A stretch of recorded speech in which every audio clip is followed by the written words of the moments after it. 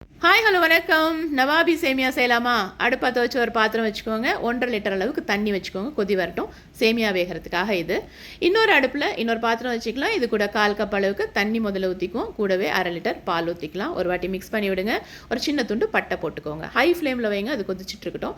இந்த தண்ணி கொதி வந்துருச்சு. இதில் 1 கப் அளவுக்கு சேமியா சேர்த்து மிக்ஸ் பண்ணுவோம். சேமியா வெந்துகிட்டு இருக்கட்டும். இப்போ பால் பாருங்கள், நல்லா கொதி வருது. இதில் ஒரு 5 ஏலக்காய், கொஞ்சம் குங்குமப்பூ, 1 டேபிள் ஸ்பூன் அளவுக்கு பாதாம் பவுடர், 1 டீஸ்பூன் அளவுக்கு பன்னீர், இதை போட்டு நல்லா மிக்ஸ் பண்ணுங்க. இப்போ மிதமான தீயில வைங்க, அது கொதிச்சுட்டு இருக்கட்டும். இப்போ இந்த சேமியா நல்லா வெந்துருச்சு. ஒரு ஸ்ட்ரெயினரில் வடிகட்டிக்கலாம். கூடவே கொஞ்சம் பச்சை தண்ணி ஊற்றி ஒரு வாட்டி மிக்ஸ் பண்ணி வைப்போம். குக்கிங் ப்ராசஸை ஸ்டாப் பண்ணிடலாம். நல்லா வடிஞ்சிட்டு இருக்கட்டும்.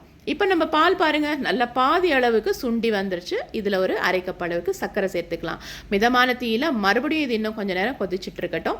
இப்போ நம்மளுடைய சேமியாவை சர்விங் டிஷ்ஷுக்கு மாற்றிடலாம். இது கூடவே 1 டேபிள் ஸ்பூன் அளவுக்கு நெய் போட்டு நல்லா பெரட்டி செட் பண்ணி எடுத்து வச்சுருவோம். இப்போ ஒரு பேன் வச்சுக்குவோம். 2 டேபிள் ஸ்பூன் அளவுக்கு நெய் சேர்த்துக்கலாம். கொஞ்சம் சூடாகட்டும். அதில் கொஞ்சம் முந்திரி பருப்பு, கொஞ்சம் பாதாம் பருப்பு போட்டுக்கலாம். கொஞ்சம் பொரியட்டும். இது கூட உலர் திராட்சை கொஞ்சம் சேர்த்துக்கலாம்.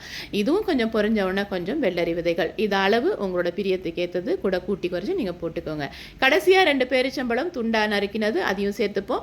சேர்த்து 1 நிமிஷம் வதக்கினதுக்கு அப்புறமா நல்லா கோல்டன் ப்ரௌன் ஆனதும் நம்ம கொதிச்சுட்டு இருக்கிற பாலில் கொட்டி சேர்த்துருங்க. பாலை இறக்கி வச்சுருங்க.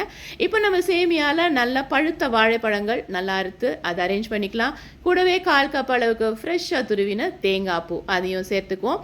கடைசியாக நம்ம ஆட் பண்ண போகிறது நம்ம சுண்ட காய்ச்சின நம்மளுடைய பால். அவ்வளோதாங்க, நவாபி சேமியா ரெடி. நீங்கள் கண்டிப்பாக செஞ்சு பாருங்கள். இந்த சுவையை நீங்கள் மறக்கவே மாட்டீங்க. சேனல் சப்ஸ்கிரைப் பண்ணி வச்சுக்கோங்க. லைக், ஷேர், கமெண்ட் பண்ணவும் மறக்காதீங்க. தேங்க்ஸ் ஃபார் வாட்சிங்.